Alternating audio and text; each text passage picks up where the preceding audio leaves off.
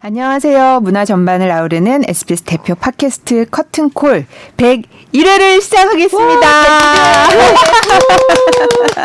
뭔가 한 시대를 마감하고 새로운 시대를 여는. 네. 새 마음 새 뜻으로. 너무 뻔한 멘트인가요? 새 마음 새 뜻. 뻔해도 맞는 말이에요. 어쨌든 100회 잘 해왔으니까 네. 앞으로 또 100회, 200회 계속 네. 열심히 해나가겠습니다. 그래서 여태까지 오셨던 분들 중에 굉장히 반응이 뜨거웠던 분들 네. 저희가 이렇게 네. 하다가 이분을 모셨습니다. 그렇죠. 네, 오늘의 다시 초대 보고 싶다는 손님 분들도 많았어요. 101회의 초대 손님 네, 음악 평론가 김영대 씨 모셨습니다. 와! 네, 안녕하세요. 김영대입니다. 네. 아, 뜨겁다. 쑥스럽네요. 예전에 101번째 프로포즈라는 영화가 있어요. 맞아. 예. 아무 관계는 없지만. 뭔가 네. 101번째로 프로포즈하는 기분으로 청취자들한테. 네. 요즘 이거 X세대나 이런 사람들만 이해하는 유머예요, 이게. 그러니까요. 아. 네. 요즘은 네. MZ 세대, MZ MZ. 세대요. 아, 너무 어려워요. 너무 어려워. 네. 전혀 다른 세상이고 뭐랄까 이게 언어 자체가 다르고 어떤 거에서 재밌어 하는지 어떤 거를 이거를 막 웃는지 이런 포인트들이 너무 달라서 네. 아 예전에 저희 부모님들이 X세대를 바라보는 마음이 이거였겠구나 약간 그런 느낌. 평론가님도 그런 느낌을 받으세요? 요즘 세대들의. 아 그렇죠. 네, 그러니까 네. 뭐 제가 평론가긴 하지만 평론가는 평가를 하는 사람이지 네. 사실은 그 세대 자체는 아니잖아요. 아, 그렇죠. 저도 이미 네. 기성세대이기 때문에 그죠. 네. 뭐랄까 그냥 배워가는 거죠. 아 이건 이렇겠구나. 짐작도 좀 해보고 네. 아, 뭐 이런 정서에서 이런 거에 열광하는구나라는 그렇죠. 거를 좀 뭐 뒷북 근데 이제 뒷북 치는 것처럼 보이지 않게 잘. 자연스럽게 하는 것도 역시 평론가의 아, 그렇죠. 네. 아니 그래도 항상 그 촉각을 곤두세우고 그러니까요. 아 그건 네. 있어요. 네. 그건 네. 있어요. 사실 젊은 저도- 분들과 네. 대화가 아주 잘 되시겠네요. 그러니까 저는 사실 대학원에서 문화인류학을 했고 네. 그러니까 박사도 이제 음악인류학 그러니까 인류학 계통을 하다 보니까 음. 그런 거는 좀 습관이 돼 있는 것 같아요. 네. 뭐냐면 우리 그 필드워크라 그러잖아요. 그러니까 그쵸. 어떤 사람을 맞아요. 깊이 네. 한번 들어가서 그 안에서 그들의 논리로서 이해해보고 네. 소통하는 그런 뭐랄까 나름 훈련 아닌 훈련이 되어 있다 보니까 그게 대중문화를 연구하는 사람으로서는 맞아요. 굉장히 네. 사실은 어드밴티지가 있더라고요. 네.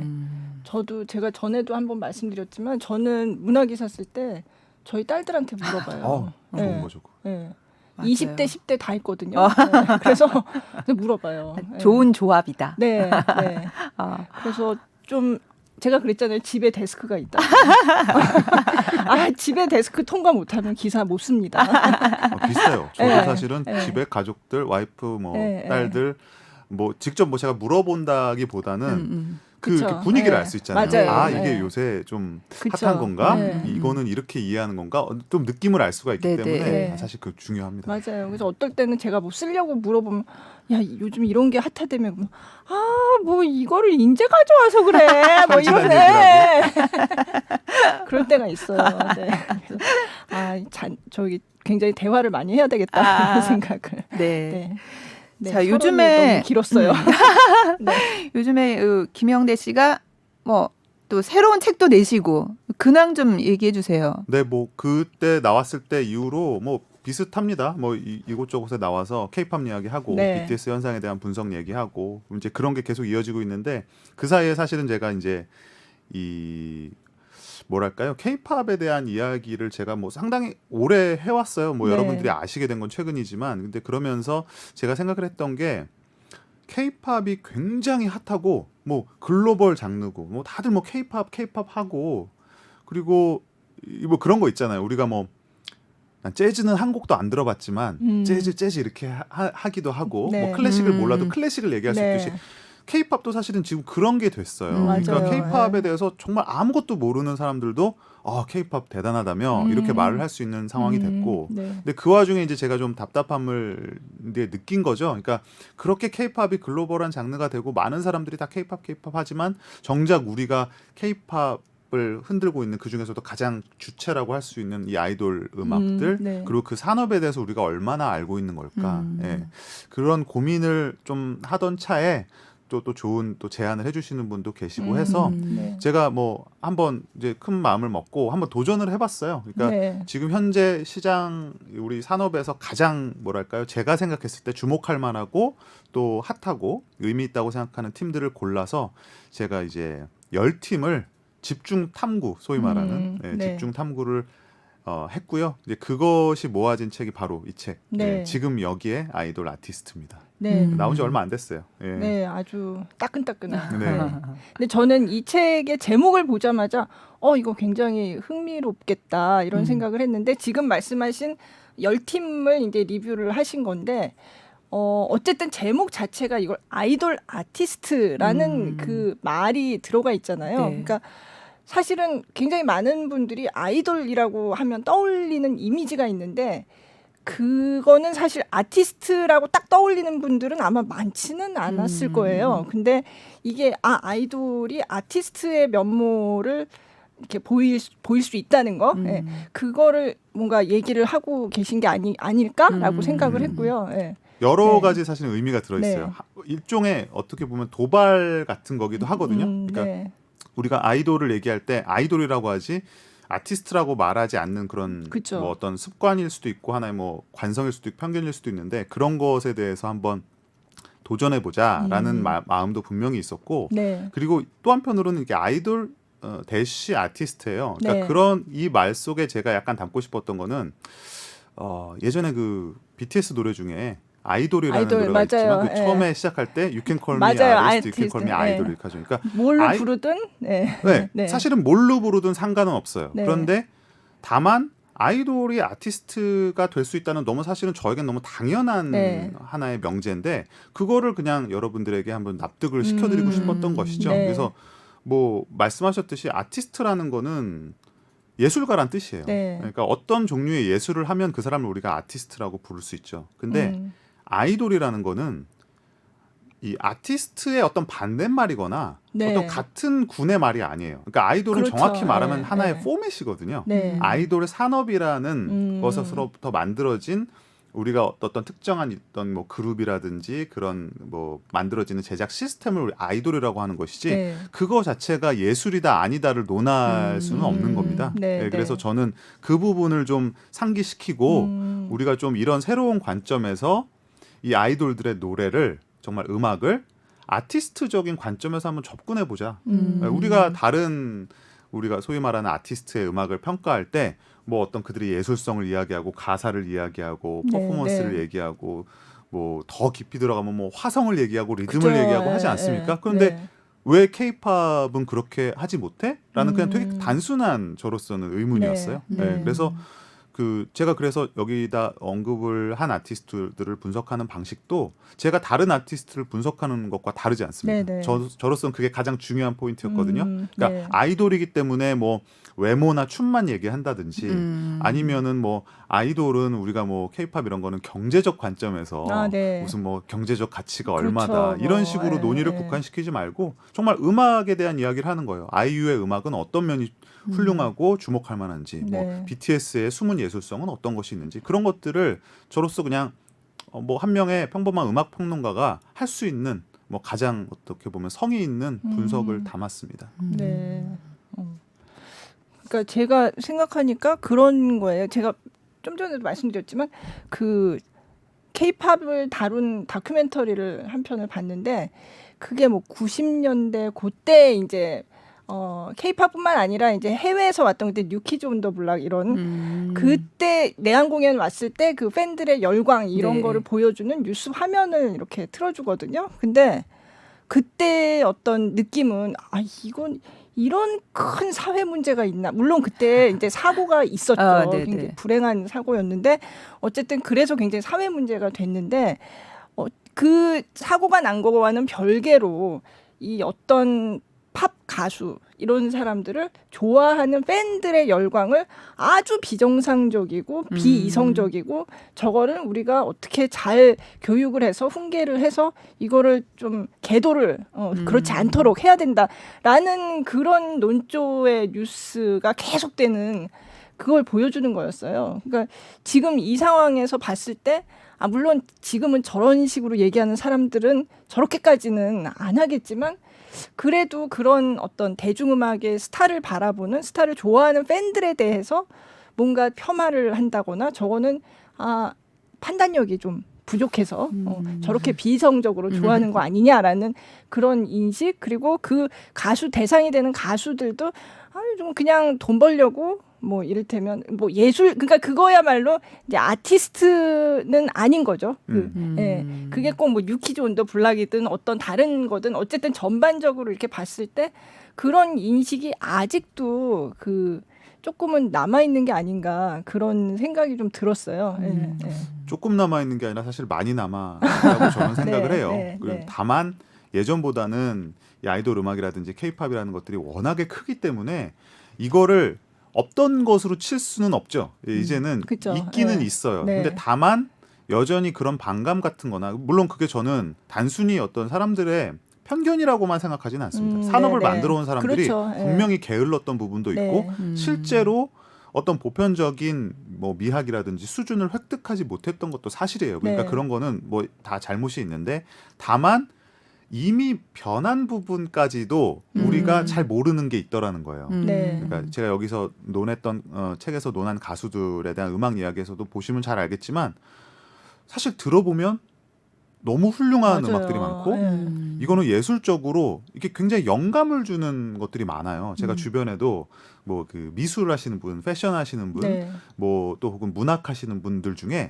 케이팝 아이돌 팬들이 굉장히 많습니다. 그럼 맞아요. 그분들이 그냥 단지 생각이 없어서 아이돌의 외모에 반해서 소리 지르는 그런 팬들일까 하면 아니거든요. 네. 그분들은 진짜 이 음악을 깊이 듣고 또 그 거기서 주는 영감을 자기의 또 창조적인 활동에 활용하시는 분들인데 사실은 그럴 정도로 지금 수준이 많이 올라와 네. 있어요. 네. 근데 다만 그 이런 말이 있더라고요. 아이돌 음악은 믿고 거른다. 네. 네. 그러니까 이게 뭐냐면 좀 슬픈 이야기이기도 한데 우리가 뭔가를 알려면 들어봐야 되는데 네. 네. 그러니까 듣기가 싫은 거예요. 네. 그쵸. 내가 무슨 아이돌 음악을 네, 들어. 저 뭔가 그냥 10대들 특히 소녀들이 소리 네. 지르는 음악 같은데 내가 이게 뭐 점잖지 못하게 저런 걸 듣는 것도 좀 그렇고 뭐 또 장르로 줄 세우시는 분들이 있잖아요. 음악은 네. 모름지기 클래식이고 네. 그 다음은 뭐 재즈고 뭐 대중음악 쪽에서도 뭘 뭐 락이다. 락이나 네. 포크나 이런 참 네. 좋은 음악이 있는데 뭐 굳이 뭐 아이돌 음악까지 좀 그런 식의 편견도 분명히 있는 거는 또 사실이고 네. 여러 가지 사실은 뭐 이런 것만 말해도 정말 이 시간 다 갈 것 같은데 그러게요. 네. 그런 것들이 있어서 사실은 아이돌이라는 것에 대해서 그러니까 이런 그러니까 모순이랄까요? 좀 딜레마가 있어요. 아이돌이라는 것에서 사람들의 좀 편견도 좀 없애고 내가 조금 더 다가갈 수 있게 한번 정당한 기회를 한번 제공해주고 싶다라고 책을 썼지만 네. 보시는 분 입장에서는 아이돌에 대한 책이야? 그럼 나는 안 봐야지. 그러니까 이게 음악도 비슷해요. 네. 음악이 아무리 BTS가 최근에 잘 나가고 뭐 BTS는 좀 예외가 될 수는 있겠습니다. 최근에. 근데 네. 뭐 아무리 누가 뭐 차트에서 네. 뭐 빌보드에서 어땠다 이런 뉴스가 나와도 그게 어떤 포맷적으로 아이돌의 포맷을 띠고 있는 한 이거는 뭐, 나랑은 안 맞겠지. 그죠. 적어도 네. 꼭 싫다 이거보다는. 네. 근데 저는 이제 그것에 아니다라고 하고 싶은 거예요. 네. 실제 그렇지 않다. 음. 알고 보면 내 취향에 맞는 음악도 있고 네. 그리고 내가 생각한 그런 음악이 아닐 수 있다. 네. 이런 것들을 좀 굉장히 그 평범한 시각에서 담고 싶었어요. 그러니까 음악적인 분석이나 이런 건 디테일하고 전문적인 용어를 쓰지만 네. 제가 그 프롤로그에도 그런 말을 썼지만 이거는 아이돌 팬들만을 위한 책도 아니고 오히려 아이돌이라는 이런 음악에 대해서 그냥 막연하게 궁금했거나 아니면 한번 그래 내가 뭔지는 모르지만 한번 들어볼래라고 하는 사람들에게 그들이 다른 음악을 듣는 방식과 똑같이 들을 수 있게 가이드를 해주는 책이라고 저는 생각을 합니다. 네. 네. 그 10팀의 아이돌을 이제 다뤄주셨는데 사실 저는 보면서 제가 잘 모르는 아이돌들도 있더라고요. 뭐 당연하죠. 네. 어떤 기준으로 이 팀들을 고르신 거예요? 그렇죠. 그게 이제 너무 사실 어려웠고 그게 책 쓰면서 가장 사실 어려웠던 부분 중 하나예요. 누구는 뭐 포함되고 누구는 안 포함되고 이건 애매한 부분이니까. 근데 저는 이제 기준이 지금 여기에라는 제목에서 들어가 있는데 지금 바로 이 순간 제가 평론가로서 물론 주관이 들어가겠죠. 가장 음악적으로 좀 흥미롭고 이 아티스트는 내 취향을 떠나서 분석해 볼 만한 가치가 있다고 생각하는 팀. 그리고 혹은 미래가 기대되는 팀.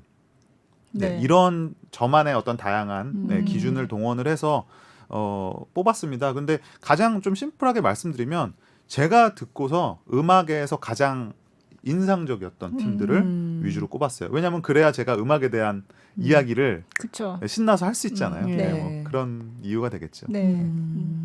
그러니까 어느 한 아이돌의 팬이면 이게 전체 얘기가 이 전 책 한 권이 다 내가 좋아하는 그 스타를 위해서 이렇게 쓰여진 거는 그런 얘기 아니지만 많이 들었어요. 아니지만 또 이렇게 다른 아이돌 얘기도 사실 보면 저는 사실 다 재밌더라고요. 제가 별로 관심이 없었던 팀도 있기는 한데 그래도 보면 이게 또 이런 특징이 있고 이런 장점이 있었구나라는 거를 좀 새로 알 수 있어서 그래서 좋았고 저는 또 좋았던 거는 좀 전에 말씀하신 아이돌이 그럼 아티스트인가라는 그런 논점을 비롯해서 다양한 케이팝에 대한 어떤 논쟁거리, 생각할 거리를 던져주는 그 아티클들이 중간중간에 있거든요. 그래서 저는 그게 꼭 아이돌 팬이 아니더라도 이게 보면은 굉장히 뭔가 이게 케이팝이라는 거에 대해서 좀 더 폭넓은 이해를 할 수 있는 그런 글들이었다는 생각이 들었거든요. 그래서 오늘 또 오시라고 한 것도 그런 얘기를 하면 좋겠다. 네.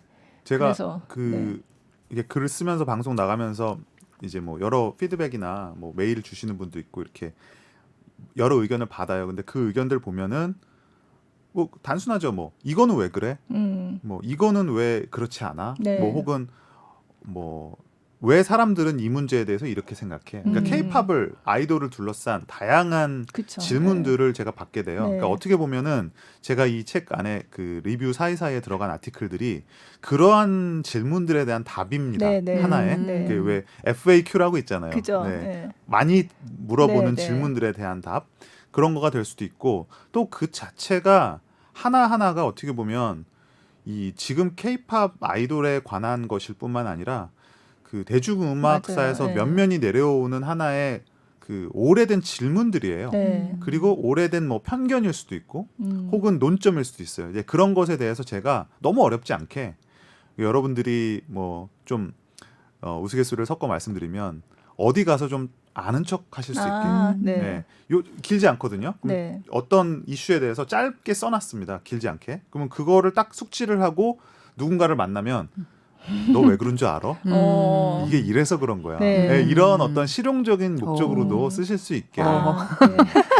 그 부분 마음에 드네요. 네. 어떤 실용서적인 네. 느낌도 네. 좀 가미를 해봤습니다. 네. 그래서 그런 부분은 딱히 내가 아이돌 팬이 아니라 그래도 재밌게 볼 수 있을 것 같아요. 네. 그래서 그 여러 이제 얘기들이 있는데 사실 뭐 기억나시는 K-팝이란 무엇이냐 그쵸. 도대체. 네. 네. 그거는 사실 저도 얼마 전에 기사를 썼는데 솔직히 텔레비전 그 뉴스 기사에 다 담기가 어렵더라고요. 어렵죠. 그게. 그리고 사실 딱 한마디로 K-팝은 이거다라고 할 수 있는 사실 그런 정의라는 것도 사실은 없는 상황이고 그래서 저는 K-팝이 이거다 저거다 따지는 것보다는 계속 이렇게 다양하게 펼쳐지는 K-팝의 앞으로의 양상을 그냥 즐기는 거 그게 더 중요하지 않을까 그런 얘기를 잠깐 뒤에 결론 부분에 썼거든요. 근데 그 전에 저도 되게 이제 뭐 가끔 기사를 쓰다 보니까 질문을 듣는데 아니 그럼 한국어로 부르지 않은 노래인데 그게 K-팝이야? 그러니까 이런 얘기 사실 굉장히 많이 들었어요. 예. 그 지금 BTS 노래들이 다 이제 영어 가사로 나오기 시작했으니까. 예. 그러니까 그 전에는 제가 기억하기로 BTS가 이제 다 한국어 가사로 노래를 했단 말이에요. 그러니까 그거를 굉장히 이제 BTS는 한국어로만 노래한다라는 거를 물론 그게 좋죠. 자랑할 만한 일이긴 한데 그러니까 한국어로 노래하지 않는 다른 노래들은 그거는 K-팝이 아니야. 이거는 그런 식의 논리가 좀 있었거든요. 예. 그랬는데 이제 사실 이미 그게 좀 그러면 어떻게 된 거지 하는 생각을 할 법하잖아요. 지금 사실 K-팝 가수들이 해외에서 활동하면서 영어 노래를 내는 게 처음은 아니란 말이에요. 예, 이전에도 많이 나왔고. 근데 요즘 이게 좀 이제는 그럼 이것도 K-팝인가? 약간 좀 그렇게 된 것 같기는 해요. 네. 이게 우리가 알게 모르게 한국이라는 나라가 네. 이 굉장히 오랜 세월 동안 나라, 민족, 맞아요. 언어 네. 이거를 하나로 보는 네. 그 경향이 있어요. 네. 그러니까 한국인이라는 거는 한반도에 살고 그죠. 어떻게 네. 특정하게 한국어를 써야 생기고 되고. 한국어를 네. 쓰고 네. 한민족이라는 뭐 사실은 맞아요. 그것도 굉장히 추상적인 개념인데 이런 사람들이다라는 개념을 오래 갖고 있었고 그리고 이 한국 대중음악이 글로벌화된 지가 뭐 길게 잡으면 20년이지만 20년, 짧으면 네. 10년이 네. 뭐 그 정도 되죠. 네. 근데 그러다 보니까 이 글로벌한 관점에서의 한국 대중음악, 네. 로컬한 관점에서의 한국 대중음악 사이에 간극이 있는 거예요. 맞아요. 그러니까 네. 여전히 상당수의 사람들은 한국 대중음악은 그냥 한국 한국어, 음악이라고 네, 생각을 하는 한국 거죠. 음악, 그러니까 네. 한국 사람이 한국어로 한국에서 부르는 네. 이 마치 뭐 국민을 위한 네. 네. 네. 국가를 위한 뭐 이런 것 조건이, 같은데 네. 네. 어쨌든 그렇게 이 모든 거를 약간 뭐 삼위일체적인 관점으로 네, 해석을 네. 하다 보니까 BTS는 한국 가수인데 왜 영어로 불러? 그죠. 근데 이게 네. 사실은 반대로 생각해 보면 아니 왜 안 돼? 맞아요. 라는 네. 당연한 질문을 할 수가 있어요. 뭐 과거에 우리 홍콩 4대 천왕 시절에 그들이 네. 다 중국어로도 부르고 영어로도 영어로도 부르고 부르고, 하지만 그죠. 그들을 누구도 중국 음. 가수임을 의심하지 않았었고 네. 네. 스웨디시 팝 같은 경우도 스웨덴이 물론 이제 공식적으로 영어를 많이 쓰기는 네. 합니다만은 음. 스웨덴어 영어로 노래하잖아요. 영어로 네. 노래하고 네. 근데 그들을 그러네요. 누구도 그쵸. 스웨디시 팝이라고 의심하지 않았듯이 네. 지금 사실은 이렇게 글로벌한 시장을 타겟으로 전 세계를 무대로 활동하는 한국 가수에게 있어서 그게 한국어냐 영어냐 심지어는 네. 뭐 다른 나라 말일 네. 수도 있잖아요. 네. 특히 영어 같은 경우는 뭐 논란의 여지는 있습니다만 이게 만국 공용어다라는 그러니까 어떤 그 실질적인 많이 의미에서 그러니까 쓰이는, 실용적인 네. 의미에서 많이 네. 쓰는 언어기 때문에 뭐 그거 자체가 저는 한국 가수로서의 정체성을 위협하는 것은 네. 아니다라는 생각이 들어요. 사실 그렇게 따지고 들어가면 그 우리가 지금 하고 있는 음악은 다 서구권 그렇죠. 음악이죠. 정확히는 그렇죠. 미국 네. 음악이고. 그렇죠. 근데 이거를 그러면 케이팝이라고 할 수 있느냐 이런 또 굉장히 본질적인 네. 그런 또 철학적인 질문으로 가야 되는데 네. 우리가 네. 그 정도는 납득을 하는 거죠, 사실은. 그죠. 네. 요즘은 이제 그런 질문을 좀 덜 받아요. 아, 그렇죠. 저도. 예. 네. 이제 그 전에는 한국어로 해야지 이런 얘기가 되게 많았는데 요즘은 좀 덜 받는데 그러면 외국 가수들이 우리는 케이팝을 한다 하고 노래를 발표를 하고 그런단 말이에요. 그런 팀들이 조금 있었잖아요. 그럼 이거는 케이팝이냐? 이것도 또 물어봐요. 예. 근데 그걸 자기들이 우리는 케이팝을 한다라고 하고서 하거든요. 그게 근데 무슨 의미예요? 케이팝을 한다? 케이팝 스타일로 한다는 거죠. 그러니까 스타일? 케이팝을 장르로 생각을 하는 네, 거죠. 장르로. 네. 예. 그러니까 이 케이팝이라는 말이 그래서 제가 그 정의 부분에 케이팝에 네. 대해서 그런 말을 했어요. 이게 사실 실질적으로 어떤 큰 의미가 있는 말은 아니다. 그러니까 네. 케이팝에 네. 대한 유일한 저는 단 하나의 유일한 정의가 있다면 사실은 그냥 한국 대중음악이라는 뜻이죠. 네. 코리안 파퓰러 코리안 뮤직이라는 파퓰러 뜻을 뮤직. 줄여 쓴 네. 건데 이게 문제가 이게 우리가 만든 말이 아닙니다. 그렇죠. 예, 해외에서 90년대 말에 외신 기자들이 처음 썼던 네. 말이라서 우리의 의지와는 별로 그죠. 상관없이 네. 만들어진 말이에요. 왜냐하면 아마 이병헌 아나운서님도 생각해 보시면 알겠지만은 우리에게는 가요, 유행가, 그죠. 대중음악이라는 참 어디나 쓸 수 있는 만능의 훌륭한 말이 있지 않습니까? 네. 그냥 가요라는 말로 가요. 다 할 네. 수 있는 그쵸. 거예요, 솔직히. 맞아요. 예. 근데 케이팝이라는 말이 필요가 없죠. 음. 근데 왜 굳이 필요했을까라고 생각을 하면 이거 이제 외국인들이 그죠. 외부자의 관점으로 해석한 말이에요. 네. 예, 영어로 표현을 해야 되고 또 마침 J-팝이라는 말이 통용돼서 그쵸. 쓰고 네. 있었기 때문에 알파벳 순서도 자연스럽지 않습니까? J 다음에 K고 그래서 일본 음악이 J-팝이니까 한국 음악은 K-팝이다라는 이런 논리가 된 건데 이걸 우리가 이제 역수입해서 쓰다 보니까 여기서 이제 정체성에 혼란이 그죠. 생기는 거죠. 예. 예. 그럼 이게 뭘 말하는 거지? K-팝 가요랑은 뭐가 다른 거지? 그러니까 저는 가요와 K-팝의 그냥 유일한 차이점은 그것이 국내라는 관점을 갖고 있냐, 글로벌이라는 관점을 갖고 있냐 그 차이밖에는 사실 없다고 생각을 해요. 네. 근데 이거는 우리가 정의적인 그러니까 어떤 데피니션으로서의 관점이고 사실 실제로 쓰이고 있는 거, 이 용례의 관점에서 본다라면 굉장히 복잡해져요. 네. 왜냐하면 지금 외국인들이 말하는 K-팝은 상당 부분 아이돌 음악을 음악이죠. 가리키고 있죠. 네. 아니면은 뭐 좀 그 소위 주류를 점하고 있는 뭐 R&B 가수들 일부, 네. 힙합 가수들 일부를 K-팝이라고 하고 있는데 과연 그것이 또 맞냐라는 거죠. 예. 그러니까 이거는 굉장히 어려운 문제고 저는 K-팝이 뭐다고 딱 이렇게 뭘 썰듯이 네. 말하는 건 사실 이제 불가능해졌다라고 맞아요. 생각이 네. 듭니다. 네. 그렇기 때문에 네. 아까도 말했지만 외국 가수들이 어디서 많이 본 K-팝 아이돌의 형태를 흉내내면서 그죠. 우리는 K-팝이라고 말하는 이런 또 웃지 못할 일도 그쵸. 벌어지고 네.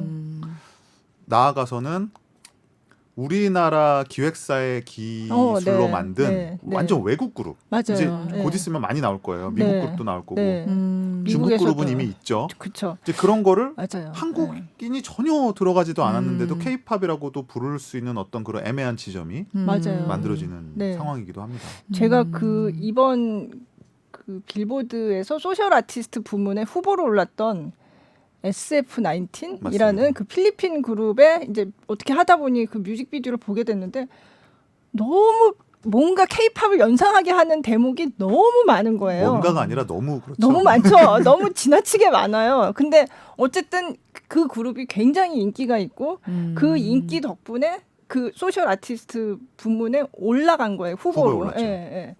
그러니까 그것도 사실 K-팝의 영향을 부인할 수 없고 또 우리 한국의 기획사의 필리핀 지사에서 이제 훈련을 시켜가지고 한국인이 만드신 거예요. 그렇죠. 그리고 또 예, SBS랑은 인연이 많은 컬트 SBS 랑? 트리플 아 그렇죠, 맞아요. 네. 거기 옛날에 정성환 씨라고. 그렇죠, 맞아요. 예. 그분 원래 개그맨이었는데 그 사업을 하면서 그렇게 기획을 했다고. 그러니까 이런 것도 사실 K-팝의 영향이 엄청난데 그러면 이것도 그럼 K-팝 그룹이야?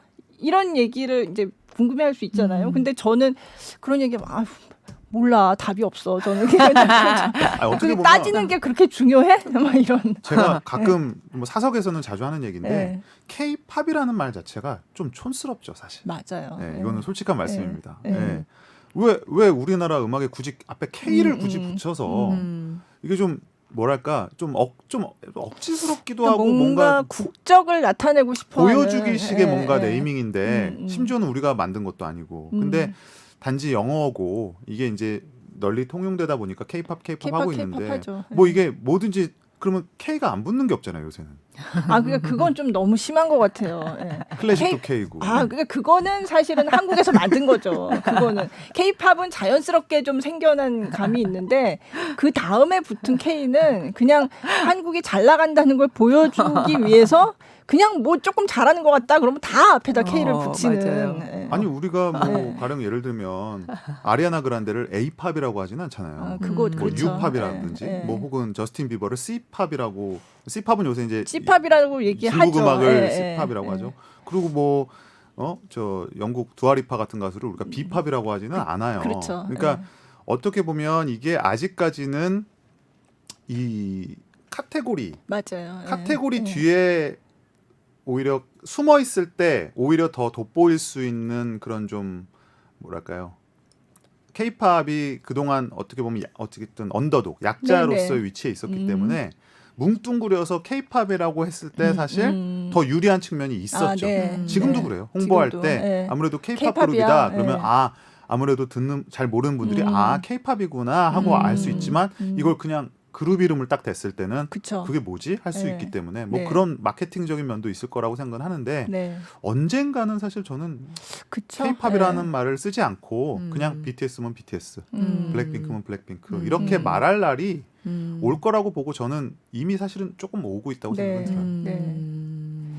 그러니까 제가 그 책에서 또 인상적이었던 대목은 그 뒷부분에 나오는데 K-팝 그럼 BTS가 도대체 어디서 나온 그룹이냐, 누구의 계승자이냐 하는 그 부분도 굉장히 인상적이었어요. 네. 예. 그러니까 BTS가 물론 K-팝의 이 토양에서 태어난 그룹이긴 하지만 분명히 K-팝 시스템으로 사실은 만들어졌죠. 근데 그 전에 어떤 K-팝 시스템에서 좀 안 좋다고 했던 어떤 그런 거를 자기네 고유한 방식으로 뭔가 다르게 해서 태어난 그룹인데, 그러면 BTS가 그럼 이전의 K-팝 그룹들로 한테서만 영향을 받아서 태어났느냐? 그거는 아닌 것 같다라고 하셨잖아요. 그 뭐 부분이 그건 물론이죠. 굉장히 예. 저는 뭐 그게 전반적으로 한국 대중음악 전체에도 해당되는 말이라고 네. 생각을 하지만 우리가 뭐 쉽게 BTS만의 예를 들어봐도 네. BTS가 그러면 우리가 뭐 K-팝의 출발을 어떤 분은 다양하게 보지만 뭐 네. 서태지와 아이들부터 그죠. 거슬러 올라간다라고 하는 분들도 많은데 네. 그럼 BTS는 단지 서태지와 서태지와 아이들로부터 아이들의 계승자이냐? 예, 그렇죠. 예. 거기로부터 몇몇이 이어오는 흐름만을 계산한 건 전혀 아니죠. 그죠. 동시대 힙합, 뭐 동시대 EDM, 동시대 심지어 라틴 음악이라든지 다양한 흐름을 그들이 실제로 보고 자랐고 그들이 실제로 자기 음악을 만들 때 녹여냈고 그리고 지금은 그런 다양한 주체들이 참여해서 만드는 음악인데 어떻게 보면 이거는 세계가 낳은 그러니까 그들이 몰랐을 뿐이지 아, 네. 그들이 어떻게 보면 뿌려놓은 씨앗이 음. 한국이라는 토양에서 고유한 어떤 하나의 혼종이라면 혼종, 네. 하나의 독특한 믹스라면 믹스를 해서 우리만의 것으로 자라난 것이지 그거 자체가 그냥 한국이 만들어낸 거다. 그러니까 저는 어떤 뭐 이렇게 말씀드리면 또 그러면 BTS가 한국 그룹이 아니란 말이냐 그런 말씀은 아니에요. 물론 한국이 만들었지만 그 안에는 이미 우리가 말하는 뭐 글로벌, 네. 코스모폴리턴 이런 관점이 다 녹아 있는 산업이고 음악이고 그룹이다. 네. 이런 부분을 사실은 굉장히 간단한 건데 네. 단순한 거거든요. 이게 그쵸. 어려운 얘기가 네. 아닌데 사람들은 사실 잊고 있는 경우가 많아요. 그래서 그런 부분을 한번 좀 얘기를 네. 해보고 싶었고 네. 네. 그런 것들이 좀 K-팝이라는 산업을 바라봤을 때 우리가 굉장히 이거를 한국이라는 좁은 관점에서 해석하지 말고 글로벌한 관점에서 이해를 하면 조금 더 네. 쉽다 이런 네. 말씀도 좀 드리고 싶어요. 그러니까 BTS의 계승자, BTS 후대에 나오는 그룹들이 꼭 한국 그룹이 아닐 수도 있다. 당연하죠. 그런 말씀도. 네. 그러니까 우리가 이제 언론에서 저한테 인터뷰를 할 때 자주 물어보는 질문이 네. 꼭 마지막 질문으로 나오는데 네. BTS 다음은 누가 될 것 같습니까? 그럼 그 질문에 네. 함의는 뭐냐면 한국 그룹. 한국 그룹이고 아이돌 그룹이죠. 네, 그러니까 네. 요 다음 한국 아이돌 그룹은 누구냐. 그래서 요새 말하는 뭐 4세대 아이돌 그룹들 뭐 투모로우바이투게더, 네, 스트레이키즈 네. 이런 팀들을 네. 언급하면서 그 중에 누구냐를 찍어달라는 거죠. 음. 근데 제가 그때마다 드리는 말씀이 제2의 BTS는 아이돌이 아닐 수 있고 아, 뭐 힙합 가수일 수도 있고 네. 아니 진짜 저는 뭐 클래식 뮤지션일 수도 있고 네, 국악 뮤지션일 수도 있고 심지어는 저는 BTS를 보고 자란 그 어느 세계 어느 나라의 뮤지션일 수도 있다. 저는 그렇게 생각을 합니다. BTS 자체가 이미 마이클 잭슨 뭐 노래들에 다 언급이 되잖아요. 네, 네, 마이클 잭슨, 맞아요. 퀸, 네, 엘튼 존까지 존, 언급이 네. 됐었고 네. 그리고 방시혁 씨가 뭐 듀란듀란의 네. 굉장한 팬이었었고 이런 다양한 그룹들의 뭐 뉴키즈 언더 블락이라든지 서태지라든지 이런 네. 다양한 어떤 흐름을 미 더해져서 나온 그룹이기 때문에 이걸 보고 또 자란 세계 뭐 어느 나라가 될지는 모르겠습니다만은 제2의 BTS가 꼭 한국에서만 나오란 법은 없다. 예, 그런 생각도 하게 되죠. 네. 그 사실 제가 기사를 쓰고 나서 그런 얘기도 많이 들었어요. BTS는 K-팝이 아니다. BTS를 다른 K-팝 그룹과 같이 비교하지 말라. K-팝으로 묶지 말아라. 이런 얘기 굉장히 많이 들었어요. 네. 저는 근데 왜 그러는지는 이해가 가긴 하는데 혹시 그런 얘기 많이 너무 많이 그거는 네. 저는 제가 BTS에 대한 이야기를 처음 썼을 때부터 네. 많이 들었던 얘기고 실제로 저는 그 부분이 재밌다고 생각을 했어요. 그러니까 그거에 동의를 하든 하지 않던 간에 그런 뭐랄까 구별짓기라는 측면이 되게 재밌었고 왜 그럴까 하는 부분을 많이 연구했었고 네. 그래서 사실은 제가 뭐 책도 쓰고 그럴 수 있었던 것인데 네. 뭐 여기서는 근데 뭐 하나의 말장난일 수도 있는데 BTS가 K-팝이 아니다 혹은 BTS는 K-팝과 다르다고 할 때 K-팝과 네. 우리가 BTS는 K-팝 그룹이다라고 할 때 K-팝은 다른 뜻이라는 거죠. 네. 우리가 BTS는 K-팝 그룹이라고 말할 때는 그냥 네. 한국 그룹이다. 그쵸. K-팝 네. 산업에서 만든 그룹이다. 네. K-팝 네. 아이돌 그룹이다라는 뜻이고 BTS의 팬들이 BTS는 K-팝이 아니다라고 말할 때는 BTS는 괄호 열고 너희들이 네. 알고 있는 그런 그런, 전형적인 K-팝이 아니다라는 그쵸. 뜻이 있는 네. 거죠. 네. 네. 그래서 좀 그거는 서로 다른 관점의 또 차이기 때문에 뭐 그 황희정승 너도 다 맞다. 예. 저소가 일 잘하냐 뭐 이거 황희정승 맞습니까? 너도 맞는 것 같아요. 너도 예. 네. 어디서 들은 거 있어가지고. 뭐 그런 것 같아요. 저도 어렴풋이 기억이 났는데. 근데 그런 얘기 저도 많이 듣거든요. 그렇겠네요. K-팝 관련 기사를 쓰면 어쨌든 K-팝에서 BTS 얘기를 안 할 수는 없잖아요. K-팝 얘기를 하는데. 근데 또 K-팝은 또 BTS만이 있는, 그러니까 아까 말씀하신 한국의 어떤 그룹 얘기를 하면 다른 그룹도 있는 거잖아요. 그러니까 그렇게 같이 언급되는 기사를 쓰면 꼭 그 나오는 얘기예요. 그러니까 한국 쪽 관점에서 보면 K-팝 네. 그룹이고 그렇죠. 글로벌한 관점에서 보면 그냥 BTS죠, 사실. 그렇죠. 그렇게 볼 이미 수 그런 있죠. 위상이 됐고 맞아요. 최근에 뭐 네. 롤링스톤 그 매거진에서 네. 상징적으로 이름을 네이밍을 했지 않습니까? 월드's biggest band. 아, 그 안에는 네, 뭐 어떤 맞아요. 코리안, 뭐 코리안 이런 아시안 거 아무것도 없죠. 없어요. 네. 그냥 왜냐하면 그냥 이미 위상 세계에서 자체가 최대. 네, 세계에서 가장 큰 그룹이 네. 됐다라는 거기 때문에 그렇죠. 뭐 뭐랄까요? K-팝이지만 이미 K-팝의 범주를 벗어난 범주로만 설명할 수 없는 그룹이 됐죠. 그렇죠. K-팝이라고 부를 때 그게 좀 다른 거다. 아, 이게 김치가 좀 명확하게 지네요. 김치도 네. 한국 음식이지만 네. 김치를 요새 안 먹는 소위 뭐 미식가나 이런 사람들이 누가 있습니까? 그러면 굉장히 많이 그들에게 있어서는 세계적인 그냥 너무 음식이 세계적인 됐죠. 음식이죠. 그쵸. 우리가 네. 어떤 뭐 월드 뭐 퀴즈니라고 하나요? 그런 네. 걸 먹을 때 뭐 이게 뭐 스페인 음식, 뭐 포르투갈 음식 생각하고 먹을 수도 있지만 네. 그냥 그 자체가 그쵸. 이건 네. 이건 타코야. 이거 그냥 그렇게 네. 먹는 거죠. 그쵸. 네, 그런 것처럼 이제 어떤 그런 과도기인 것 같습니다. 제 생각에는. 근데 그런 과도기 중에 BTS라는 또 하필 네, 아주 뭐 걸출한. 하필인지 네. 마침인지 모르겠습니다. 어쨌든 이런 걸출한 그룹, 세계적인 그룹이 나옴에 따라서 그런 논란이 또 생기는 건데 저는 뭐 건강한 토론이라고 생각을 하고 네. 네. 나중 되면은 이것도 되게 해프닝처럼 생각될 날이 있을지도 몰라요. 네. 네. 굉장히 얘기거리들이 그러니까 K-팝을 둘러싼 그쵸. 논쟁이랄까 이런 논점들이 굉장히 다양한 것 같아요. 예. 저도 예전에는 이게 K-팝 기사를 제가 직접 쓰기 전에는 사실 별로 이렇게 생각을 깊이 안 해봤는데 굉장히 어떨 때는 저도 이렇게 고민스러울 때가 있거든요. 그리고 누가 이제 물어보면 뭔가 대답을 해줘야 될 것 같은데 네, 네. 근데 하다 보니까 이걸 꼭 그렇게 무 자르듯이 나눌 수 있는 거야? 라는 그런 생각이 저도 좀 들더라고요. 예. 알겠습니다. 네. 뭔가 정리가 되는 듯하네요. 근데 BTS 얘기가 나왔으니 말인데 예. 뭐 지금 너무 또 새 신곡이 나오고 그 전 맞아요. 것부터 계속 네. 뭐 계속 신기록 버터부터 뭐 이렇게 해서 하다가 또 이번에 새 노래까지 Permission 나오고 to Dance. 네. 네. 그 얘기도 잠깐 하고 네. 넘어가죠. 뭐 네. 사실 너무 신기록 행진이고 계속 기록을 경신하고 있기 때문에 네. 뭐 뭔가를 되게 각 잡고서 멋있게 네. 이렇게 멋있게 이거는 이런 의미가 있어 이렇게 하잖아요. 그럼 다음 주에 또 기록이 경신돼요. 맞아요. 그러면 똑같은 질문을 또 물어봐요. 이건 맞아요. 어떤 의미가 있습니까? 아니 지난주에 지난주랑 했던 의미랑 똑같습니다. 근데 숫자만 조금 바뀌었어. 그렇게 말할 수는 없잖아요. 네. 그러면 이번에는 또 거기에 MSG를 막 또 더 칩니다. 네, 더 멋있게 말을 해야 돼요. 왜냐면 네. 아. 제가 그 버터가 발표되기 전에 네. 그 모 방송국에 나가서 진행자가 그냥 기습 질문을 한 거예요. 몇 주 1위 할 것 같냐? 근데 사실은 그런 질문이 어디 있습니까? 그래서 제가 그러니까 그런 게 아니 어디 그런 질문 있어요. 어디 있습니까? 그랬더니 네. 대답하세요 이러는 거예요. 그래서 제가 무슨 5주 평론가가 점쟁이. 5주 갑니다. 그랬거든요. 네. 근데 진짜로 네. 당시에 되게 비웃었어요. 네. 무슨 5주냐? 그런데 실제 5주를 1위를 하고 네. 그 방송에서 저를 다시 불렀고 오. 그리고 온라인에서 네. 뭐 예언가가 나타났다. 막 이렇게 저를 되게 그러니까 돗자리 까셔야 한편으로는 되겠네요. 좀 놀리는 거기도 하고 네. 웃기자고 하는 말이기도 한데 그래서 진짜 농담이 아니라 뭐 장난스럽게 방송국이나 이런 데 다니면 그래서 요새 좀 코인은 어떻게 될 것 같습니까?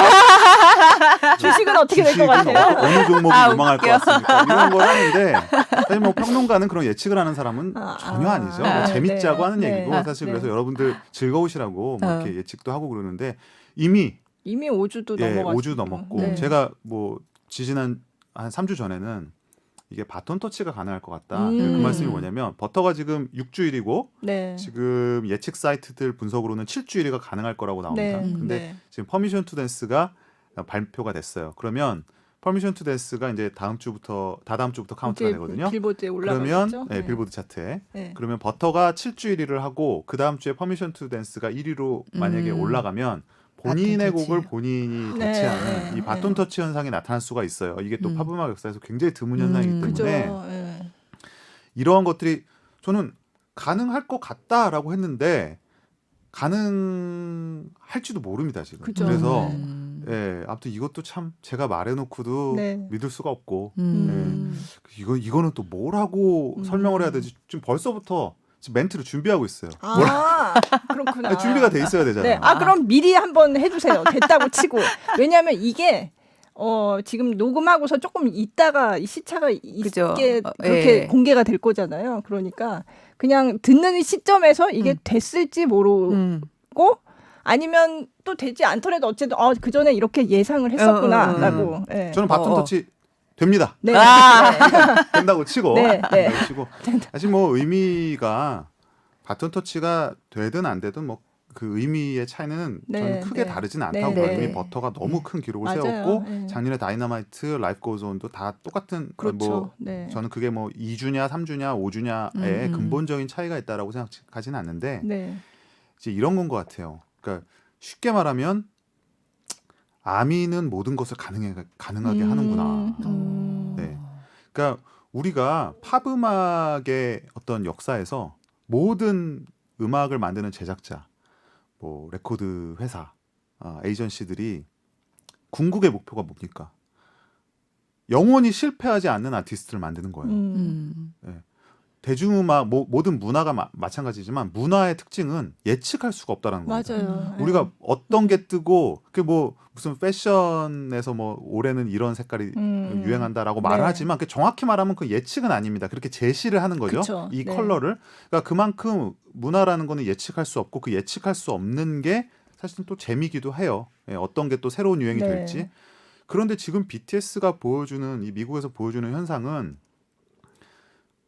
BTS가 어떤 음악을 하든 네. BTS가 어떤 메시지를 내놓든 그것에 감동하고 지켜주고 서포트해줄 수 있는 팬들이 굳건히 자리 잡고 있다는 것이고 그들이 사실은 지금 산업의 구석구석 네. 혹은 일반 대중들까지를 설득해내고 네. 그것에 성공하고 있는 과정이에요. 네. 그러니까 이게 우리가 과거에 음악이 어떻게 히트를 하는가 이게 다 다르거든요. 네. 근데 뭐 쉽게 말하면 뭐 영화에 삽입돼서 히트라는 경우도 많죠. 네. 드라마에 그쵸. 삽입됐거나 네. 아니면 누가 어디서 예능에서 무슨 노래를 불렀다.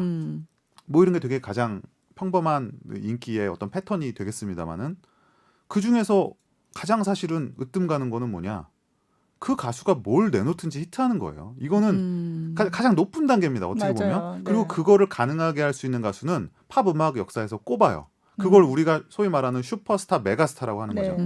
마이클 잭슨이 무슨 노래를 내놓든 이슈가 되고, 네. 뭐 아리아나 그란데가 무슨 앨범을 내놔도 넘버원 앨범이 되고 네. 이런 거가 우리가 말하는 슈퍼스타잖아요. 근데 지금 BTS가 미국에서 아시아 가수로서 한국 가수로서 그런 위상을 위치, 가지고 네. 있다라는 것 자체가 저는 더 큰 의미인 것 같아요. 네. 이 곡이 몇 주를 그쵸. 1위했냐라는 네. 것보다는. 네. 그래서 좀 굉장히 낯선 우리가 시대에 살고 있다. 네. 예, 원래 네. 그거는 외국 가수, 특히 미국 가수나 영국 가수들의 영역이었는데 그동안의 아시아권이나 라틴이나 이런 소위 말하는 제3세계 뭐 그 네. 말도 좀 논란은 있습니다만은 이런 아티스트 같은 경우는 소위 말하는 원히트 원더 이 한 곡이라도 좀 어떻게 얻어 걸렸으면 하는 바람만이 있었고 사실 그것만으로도 굉장한 성과였거든요. 네. 어떤 게 진짜 어떤 이슈를 타고 바이럴이 됐다. 그거 하나만으로도 우리가 인기가 있었다, 히트를 네, 됐었다 네. 이렇게 말할 수가 있는 건데 지금 BTS는 이미 그 단계를 넘고 있죠. 그렇죠. 네. 네. 제가 이제 몇 년 전에 BTS가 이제 앨범을 내면 빌보드 앨범 차트에서 이제 1위를 하기 시작하고 그 다음부터 이제 계속 그래서 제가 그때 그랬어요. 이거를 앨범 차트에서 1위 하는 게 이제는 맡아놓고 할 거다. 제가 그랬었어요. 네. 앨범 차트는 1위를 하는데 그때는 이제 핫백에서는 이제 못할 때였는데 근데 조금 있으면 이제 이것도 할 것 같다. 제가 그 얘기 저도 그런 의미에서는 이제 예언을 한 거죠. 제가 그때 앨범 차트는 이제 앞으로는 나오면 그냥 덮어놓고 그냥 할 거다. 이제. 네.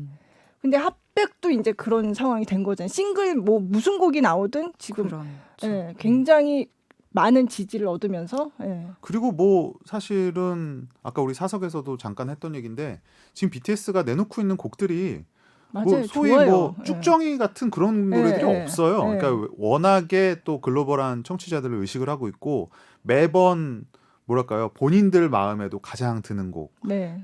가장 또 여러 그 대중들의 마음을 사로잡을 수 있는 곡. 특히 지금 저는 작년부터 이어지는 다이너마이트, 라이프 고즈 온, 버터 그리고 이 퍼미션 투 Permission to 댄스까지 Dance. 이어지는 곡은 이 시리즈는 저는 일종의 스페셜이라고 보거든요. 맞아요. 그러니까 이 팬데믹 국면에서 BTS가 세계에 내놓을 수 있는 뭐 하나의 위로의 메시지, 팬들에 대한 팬 서비스 측면도 있고요. 그리고 뭐 양수 겸장이라고 할까요? 동시에 또 최근에 뭐 레트로 붐이나 네. 이런 또 가볍고 신나는 음악을 선호하는 분위기와 맞춰서 또 영어로 네.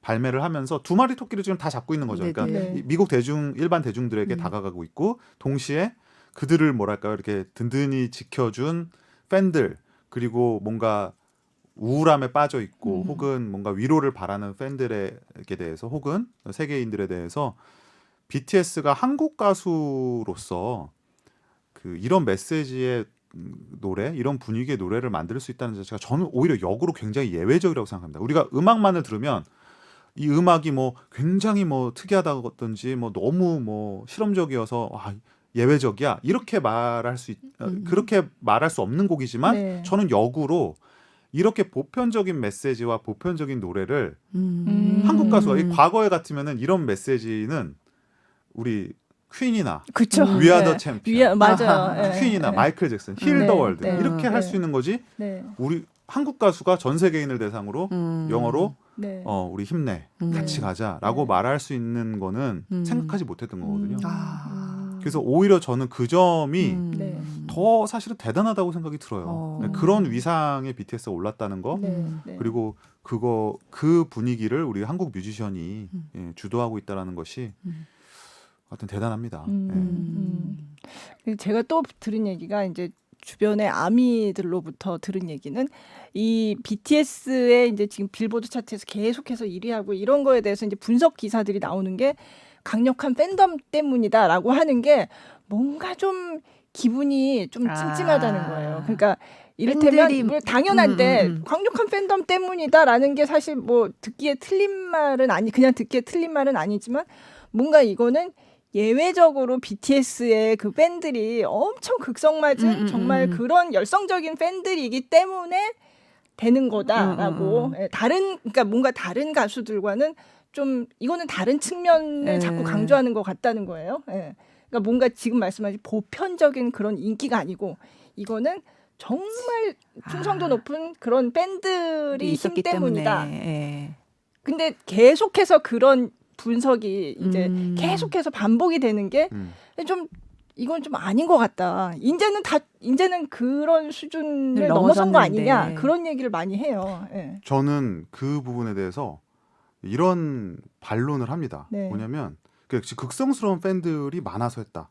맞는 말이죠. 네. 그런데 그게 왜 나쁘냐는 거예요.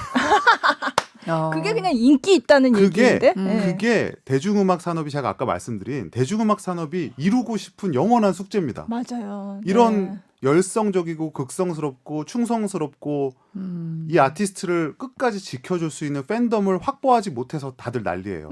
그런데 BTS가 그걸 확보했는데 네. 왜 그게 인기가 아닙니까? 우리가 그쵸. 인기라는 거는 여기서 우리가 인기라는 말이 사실은 좀 추상적이에요. popularity 맞아요. 이렇게 말을 하지만 네. 인기라는 거는 두 가지 측면이 있어요. 하나는 아까 말씀 주셨듯이 김소영 기자님께서 뭔가 보편적으로 인기가 있다. 근데 여기서의 이 보편적으로라는 말 속에는 어떤 게 숨어 있냐면 뭔가 저관여층이 네. 그러니까 음악을 열심히 듣지 않는 사람들 사이에서 뭔가 그냥 폭넓게 인지도가 있었으면 하는 바람이 있는 거죠. 예, 그게 뭔가 더 우월한 게 아니냐라는 의식이 숨어 있는 거예요. 가령 이 음악을 들을 때 나는 저 음악을 되게 적극적으로 지지하거나 뭐 하진 않는데 그냥 입에 좋구나. 잘 붙어. 좋아. 그렇게 해서 이 곡을 좋다고 뭐 스트리밍 사이트에서 눌러보고 이거를 인기라고 생각을 하는 거죠. 그게 인기죠. 물론 그게 인기입니다. 근데 또 하나의 인기는 뭐가 있냐면 이거는 케이팝만의 것은 아니죠. 과거에 뭐 세대가 어느 세대신지 잘 모르겠습니다만 뭐 조지 마이클, 듀란, 마이클 잭슨 그쵸. 네. 그 발매되는 음반이 그 날이 됐을 때 맞아요. 레코드 가게에 길게 줄을 줄이 서고 늘어서고 그거나 사실은 지금 열심히 스트리밍을 클립, 하고 다운로드를 하는 거나 같은 행위예요.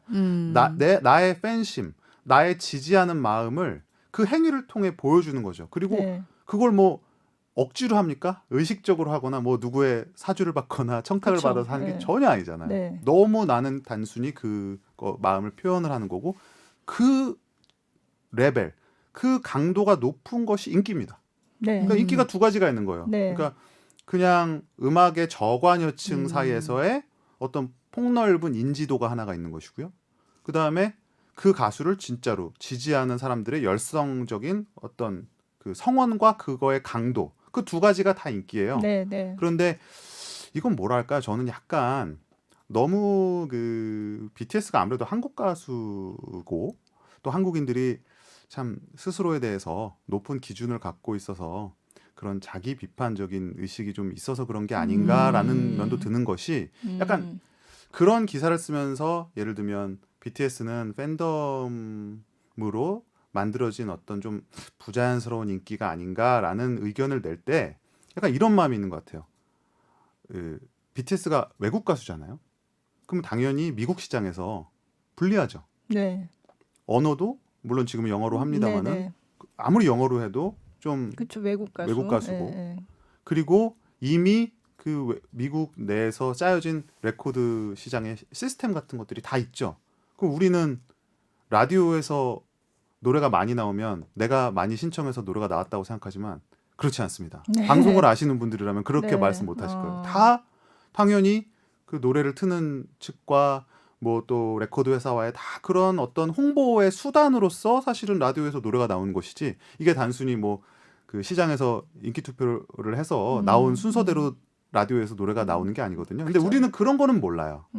그런 거는 모르니까 우리가 BTS가 외국 가수지만 뭔가 찻대고 pot대고 열성적인 팬덤을 떼고 그러니까 그들은 제외하고 우리가 그냥 옆집 아주머니가 혹은 다 아는 네, 어떤 트럭 기사 아저씨가 네. 그들이 이 버터나 퍼미션 투 댄스가 내가 가장 좋아하는 노래야라고 생각하기를 바라는 거죠. 근데 물론 그 바람도 일리가 있습니다. 네. 네, 그렇게 되는 히트곡도 히트곡이니까. 네. 그런데 왜 우리가 꼭 그렇게만 생각을 해야 되냐. 이미 미국 내에서는 BTS를 지지하는 수많은 팬들이 있고 그들이 지금 이 현상을 만들고 있는데 왜 우리가 그거는 과소평가를 하고 어떤 이런 단순 인지도라는 측면에만 목을 맬까? 여기서 뭔가 그냥 단순히 내 어떤 만족, 그러니까 그러니까 BTS는 그 정도의 가수야라고 좀 생각하고 싶어하는 게 아닌가라는 모르겠습니다. 저는 네. 이제 이것도 저의 하나의 예상이 되겠습니다만은 짐작하는 부분이지만 좀 너무 우리 스스로 그렇게 기준을 높고 까다롭게 잡을 필요는 없다. 뭐 빌보드 차트가 BTS를 위해 차트를 만든 건 아니잖아요. 네. 그러면 그 안에서 네. 그것이 어떤 성격이 됐건 높은 인기도를 보여주고 있다라고 하면 네. 인기죠. 왜 네. 그게 인기가 아닙니까? 네. 예. 아마 그게 이제 국내 언론도 그렇지만 이제 해외에서도 BTS의 인기를 이렇게 뭔가 분석을 할 때 그런 식의 이런 소수의 아주 열광적인 팬덤 때문에 이렇게 되는 거다라는 식의 그런 시각이 좀 아직도 좀 있는 것 같더라고요. 견제 심리도 있어요. 그렇죠. 사실. 네, 뭐 네. 차별까지는 모르겠지만 네. 견제 심리도 분명히 네. 있고 뭐 그리고 그것이 또 어쨌든 보이밴드라는 포맷을 띠고 있는 BTS라는 그룹이 네. 갖는 네. 어떤 받을 수밖에 없는 편견의 또 하나지 않을까. 그러니까 요 책에 보면 보이밴드에 대한 어떤 폄하의 그 네. 역사가 굉장히 오래됐다. 네, 그런 말씀도 또 하셨는데 그 얘기도 좀 해주세요. 네. 원래 보이밴드라는 거는 거슬러 올라가 보면은 그 바버샵 퀄텟이라 그래서 이발소 사중창단이라고 해갖고 네. 그 영화 같은데 보시면 이렇게 기억나실 거예요. 줄무늬 옷 같은 거 입고 네, 이렇게 네. 모자 쓴 아저씨들 네. 4명이서 이렇게 그 화음 맞추는 네, 그런 밴드로부터 시작이 돼서 뭐 현대적인 보이밴드는 이제 마이클 잭슨이 어렸을 때 속해 있었던 잭슨 5 같은 그룹 네. 그리고 또 잭슨 5의 그 유지를 어떤 계승하는 뭐 뉴 에디션, 뉴 퀴즈 온 더 블럭 그 뒤로 뭐 백스트리트 보이즈, 엔싱크 네, 해서 네. 이제 뭐 원디렉션, BTS까지 오는 그런 흐름들이 있어요. 근데 이들이 분명 당대의 가장 큰 스타고 굉장히 또 열광적인 지지자들을 받습니다만은 그 반대급부로 이들에 대한 비판적인 시선이 존재해요. 대표적으로는 음악성이 없고 네. 그냥 잘생긴 그룹이다. 아. 네. 그리고 여기서 음악성이 없다는 말 중에 또 포함이 되는 거는 음악적으로 뭔가 진취적이질 못하다는 거예요. 예, 미국에서는 이제 버블검 팝이라는 말이 네, 있는데 네. 그러니까 풍선껌처럼 달콤하고 쉽게 터지고 뭐 이렇게 뭐랄까 그냥 동화적이고 유화적이고 이런 이미지가 듣기에는 있죠. 좋은데 듣기에는 깊이는 좋고, 없고 깊이는 뭐 없고. 그런. 예, 그래서 그런 음악들을 하는 그룹이기 때문에 당연히 평론가들도 싫어하고요. 그리고 또 하나 또 걸리는 부분은 아무래도 그런 잘생긴 젊은 남성 위주의 그룹이기 때문에 여성 팬들이 많죠. 네. 그러면 그거에 대한 폄하의 시선도 있습니다. 아. 음악을 잘 모르는 음. 어린 여자들이 그냥 뭣도 모르고 음. 열광하고 소리 지르는 그룹이다라는 음. 이런 또 폄하의 시선이 있거든요. 이제 그런 것들이 모여서 이 보이밴드라는 것이 그 말 자체가 보이밴드라는 말 자체는 나쁜 말이 아닌데 네. 보이밴드라는 말에 이미 폄하의 그 아. 함의가 네, 들어있는 네. 거죠. 예, 그래서 그런 것들이 사실은 케이팝에 대한 편견으로도 이어지고요. 네. 선입견으로도. 네. 그래서 케이팝을 굉장히 뭐 산업적으로 돈을 많이 벌 수 있는 산업이고 뭐 이런 건 인정하지만 네. 마음 한편으로는 인정하고 싶지 않은 그런 것들이 분명히 있고 네. 그런 것들이 외신들이 종종 BTS에 대한 비판적인 기사를 실을 때 또 적용이 되는 것이기도 하고 저번에 왜 바이에른 3라고 네. 독일의 맞아요. 공영 예, 라디오에서 BTS를 뭐 코로나에도 비유를 하고 뭐 어떻게 감히 한국의 케이팝 보이밴드가 콜드플레이의 노래를 네, 리메이크할 네. 수 있냐 이런 네. 말도 했지 않습니까? 네. 거기에 이미 다 담겨 있죠. 그죠. 예. 네. 감히 한국의 감히. 보이밴드가 네. 그러니까 여기서 인종도 들어가 있죠. 인종차별적인 락 그룹인 그 콜드플레이 노래를 커버할 수 있냐. 그러니까 여기서 이미 이제 보이밴드의 폄하가 있는 것인데 저는 그거 자체를 모두 다 부정할 마음은 없고요. 분명히 그럴 만한 이유도 있었다고 생각을 해요. 다만 지금 BTS가 그리고 지금 K-팝이 그런 보이밴드 혹은 버블검 팝이라는 용어만으로 서구인들이 만들어낸 그 관점에서 이해될 수 있냐? 저는 그거는 반대하고 싶다는 거예요. 네. 이미 K-팝은 굉장히 진보적인 음악들을 많이 만들고 있고 특히 퍼포먼스의 측면에서는 과거에 뭐 그 미국의 보이밴드들이 상대가 안 되죠. 마이크 이렇게 하나 세워놓고 네. 이게 가볍게 뭐 이렇게 동작 취하는 정도가 아니잖아요. 그죠. 이미 그 네. 퍼포먼스 자체로 예술입니다. 네. K-팝 같은 경우. 그래서 저는 그런 것들을 왜 보지 못하는가 네. 이런 말을 하고 싶었고 음악적인 면에서도 너희들이 말하는 그런 훌륭한 하고 진정성 있는 음악들에 결코 뒤지지 않는 사운드. 네. 그리고 최근에는 BTS 음악에서 잘 나타나 있지만 가사까지. 네. 그런 아니 요새 어느 미국의 영미권의 팝 가수가 BTS처럼 Love Yourself나 Map of the Soul 같은 깊이 있는 내용을 담아낸 그룹이 얼마나 있었어요. 맞아요. 이제 그런 것들을 네. 보면 이미 우리가 그 정도 비판은 아니다라고 할 수 있을 정도로 진화를 했다, 발전을 네. 했다라고 저는 보는 거예요. 네. 네. 그렇게 말씀하시니까 제가 또 책에서 나왔던 오히려 아이돌 그룹의 음악은 굉장히 상업적이고 깊이 예술적으로 깊이가 없는 음악이라고 생각하기 쉬운데 한국에서의 어떤 음악적인 혁신이 오히려 아이돌 그룹의 음악에서 많이 나온 측면이 있다. 그런 말씀을 하셨더라고요. 저는 그 부분도 굉장히 흥미로웠는데. 네. 네. 이거는 또 아이돌 산업에서의 또 하나의 특징일 수도 있긴 한데 아무래도 충성스러운 팬덤들을 등에 업고 있고 네. 그리고 경쟁이 너무 심하다 보니까 음. 서로 차별화에 대한 욕구가 굉장히 강합니다. 네. 그러다 보니까 어떤 게 생기냐면 굉장히 대중적인 음악을 하는 그룹도 있는가 하면 그런 것들과 그런 시류와 상관없이 뭔가 혁신적이고 실험적인 사운드로 그 자체로 어필을 하려는 그룹들이 또 생겨나는 거예요. 네. 네. 그러니까 아까 말한 어떤 보편적인 대중들에서의 인지도에 있어서는 불리하지만 오히려 그런 실험적이고 혁신적인 사운드가 팬들 사이에서는 그죠. 굉장히 자부심을 주고 네. 그들을 지지하고 듣는 이유를 주기도 하거든요. 네. 그래서 이런 배경들 때문에 사실은 K-팝이 적어도 저는 2010년대 이후로는 굉장히 진보적이고 혁신적인 사운드를 많이 도입을 하고 있다고 생각을 하고 이거는 오히려 현재까지 K-팝 아이돌 음악을 좀 얕잡아 보신 분들 혹은 그래도 아직은 상업적인 음악에 불과하지라고 생각하시는 분들에게는 진짜 좋은 어떤 신선한 충격이 될 것 같아요. 아마 네. 들어보시면. 네. 그래서 제 책에 뭐 제가 일부러 그래서 뭐 QR 코드도 넣고요. 그래서 네. QR 코드를 이렇게 찍어보시면 바로 제가 설명하는 노래를 들으실 수 있고 뒤에 플레이리스트라고 해서 제가 그런 노래들만 또 모아놨어요. 네. 여러분들이 들으시면서 와 이런 음악도 하네 싶은. 네. 그래서 그런 것들을 들으시면서 아 내가 모르는 사이에 혹은 나도 나름 아이돌을 안다고 했지만 이런 음악들이 있었네 하는 좀 정말 새로운 경험을 하실 수 있지 않을까. 네. 네.